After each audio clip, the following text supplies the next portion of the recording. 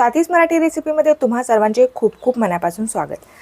आज आपल्याला बनवायचं एकदम चटपटीत रसरशीत असं वर्ष ते 2 वर्ष टिकणारं, अजिबात खराब न होणारं, ताटाची शोभा वाढवणारं, जेवणाची रंगत वाढवणारं आंब्याचं किंवा कैरीचं लोणचं। कैरीचं लोणचं तयार करण्यासाठी आता मस्त अशा आपल्याला 2 कैऱ्या घ्यायच्या आहेत। तर मी या ठिकाणी तोतापुरी कैऱ्या घेतलेल्या आहेत। 2 कैऱ्या आपण या ठिकाणी छान घेतलेल्या आहेत। यामधील जी कोय ती छान परिपक्व झालेली पाहिजे। कैरीमधील जी कोय आहे ती पूर्णपणे परिपक्व झालेली असेल तर लोणचं जास्त दिवस टिकण्यास मदत होते। कैऱ्या आपल्याला छान स्वच्छ अशा धुवून घ्यायच्या आहेत। धुवून घेतलेल्या ज्या कैऱ्या आहेत त्या आपल्याला एका कपड्याने छान कोरड्या करून घ्यायच्या आहेत। यामध्ये अजिबात पाणी आपल्याला ठेवायचं नाहीये। लोणचं तयार करताना कैरी जर ओली असेल तर आपलं लोणचं खराब होऊ शकतं, त्यामुळे आपण या ठिकाणी एका कपड्याने याला छान असं कोरडं करून घेतलेलं आहे। आता आपल्याला कैरी कट करून घ्यायची आहे। कैरीची कोय छान मध्ये परिपक्व झालेली आहे, अजिबात कैरी कट करता येत नाही चाकूने। कोयच्या बाजूनेच आपण ही कैरी कट करून घेतलेली आहे। कोयच्या बाजूने दोन्ही साइडने मी या ठिकाणी 2 भाग कट करून घेतलेले आहेत आणि साइडचे देखील आपण भाग कट करून घेतलेले आहेत। अशा पद्धतीने आपण उभ्या आकारामध्ये या फोडी कट करून घेतलेल्या आहेत। फोडीचे आपल्याला छोटे छोटे तुकडे कट करायचे आहेत। लोणच्याच्या फोडी तुम्हाला ज्या आकाराच्या पाहिजेत त्यानुसार तुम्ही याला कट करून घ्या। या पद्धतीने मी छोट्या छोट्या आकारामध्ये कैरीच्या फोडी कट करून घेतलेल्या आहेत। आता कैरीच्या फोडी आपण कट करून एका भांड्यामध्ये काढून घेतलेल्या आहेत। कैरीच्या फोडीला आपल्याला हळद आणि मीठ लावून घ्यायचं आहे। 1.5 चमचा आपण यामध्ये मीठ घालून घेतलेला आहे। 1/2 चमचा आपण यामध्ये हळद घातलेली आहे। आता यामध्ये घातलेले जे हळद आणि मीठ आहे ते आपल्याला फोडीला व्यवस्थित असं लावून घ्यायचं आहे आणि याला झाकून आपल्याला जरा वेळ बाजूला ठेवून द्यायचं आहे। मिठामुळे याला थोडंसं पाणी सुटतं। आता यावरती झाकण ठेवून आपण याला बाजूला ठेवून देऊया। तोपर्यंत लोणच्याला एकदम छान चटपटीत बनवण्यासाठी आपण लोणच्याचा मसाला तयार करून घेऊया। गॅसवरती मी एक कढई ठेवलेली आहे। कढईमध्ये आपण 2 मोठे चमचे धणे घालून घेतलेले आहेत। 1 मोठा चमचा आपण जिरे घातलेले आहेत।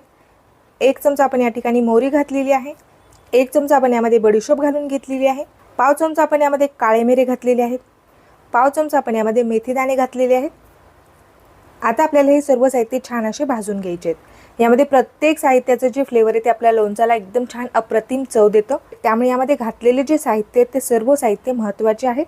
हे सर्व साहित्य आपल्याला अजिबात करपू द्यायचे नाहीयेत। छान असे आपल्याला कमी गॅसवरती भाजून घ्यायचे आहेत। मस्त असे आपण हे मसाले भाजून घेतलेले आहेत। आता आपल्याला हे काढून घ्यायचे आहेत। लोणच्यासाठी आपल्याला आता कढईमध्ये तेल गरम करून घ्यायचं आहे। कढईमध्ये मी अर्धा कप तेल घातलेले आहे। तेलामधून छान धूर येत नाही तोपर्यंत आपल्याला हे तेल गरम करून घ्यायचं आहे।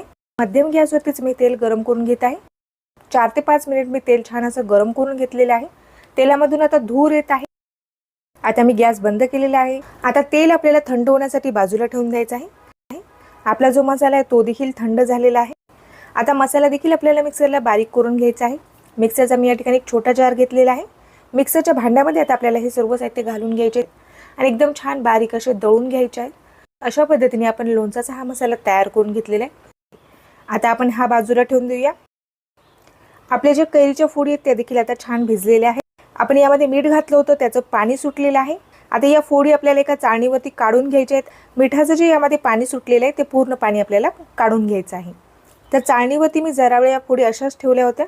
त्यानंतर आपण एका कपड्यावरती या फोडी पसरून घेतलेल्या आहेत। हलक्याशा कवळ्या उन्हामध्ये तुम्ही या फोडी सुकून घेऊ शकता किंवा पंख्याच्या हवेखाली तुम्ही या आंब्याच्या फोडी सुकून घ्या।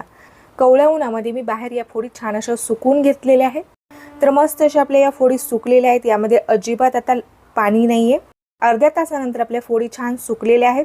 यामध्ये अजिबात आता पाणी नाहीये। फोडी अजिबात ओलसर नाही आहेत, छान सुकलेल्या आहेत, छान कोरडे झालेले आहेत। आता आपण एका बाउलमध्ये या फोडी काढून घेऊया। यामध्ये आपल्याला मसाले घालून घ्यायचे आहेत। मिक्सरला आपण जो मसाला बारीक करून घेतलेला आहे तो मसाला आपल्याला यावरती घालून घ्यायचा आहे। मीठ अजिबात कमी होऊ द्यायचं नाही आपल्याला यामध्ये। तर 1.5 ते 2 चमचे मी यामध्ये मीठ घातलेलं आहे। त्यानंतर आपण यामध्ये 1 चमचा लाल तिखट घालून घेतलेला आहे। 1 चमचा मी यामध्ये काश्मीरी लाल मिर्च पावडर घातलेला आहे, त्यामुळे आपल्या लोणच्याला छान विकतच्यासारखा रंग येतो। मोहरीची डाळ घातलेली आहे। 1/2 चमचा आपण यामध्ये कांद्याचं बी घातलेलं आहे, म्हणजेच कलोंजी यामध्ये आपण घातलेली आहे। जे तेल आपण थंड करण्यासाठी ठेवलं होतं ते तेल आपल्याला यामध्ये घालून घ्यायचं आहे।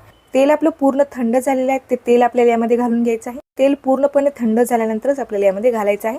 गरम तेल आपल्याला लोणच्यावरती अजिबात घालायचं नाहीये। आता हे सर्व साहित्य आपल्याला लोणच्यामध्ये छान असे मिक्स करून घ्यायचे। आता एक दिवस मी झाकून असंच ठेवणार आहे। दुसऱ्या दिवशी तुम्हाला मी दाखवते की लोणच्याचा रंग कसा आलेला आहे। मसाल्याचा जो रंग आहे तो पूर्ण लोणच्यामध्ये दुसऱ्या दिवशी छान असा उतरला जातो। एक दिवस लोणचं छान मुरल्यानंतर यामधील जे मसाल्याचे रंग आहेत ते देखील लोणच्याला व्यवस्थित असे लागतात आणि जो मसाला आहे तो देखील लोणच्याला आपल्या व्यवस्थित असा कोट होतो. त्याचबरोबर लोणच्याला तेल देखील छान सुटतं. दुसऱ्या दिवशी सकाळी तुम्ही बघू शकता लोणच्याला एकदम मस्त असा रंग आलेला आहे. लोणच्यामध्ये तेल देखील छान असं सुटलेलं आहे.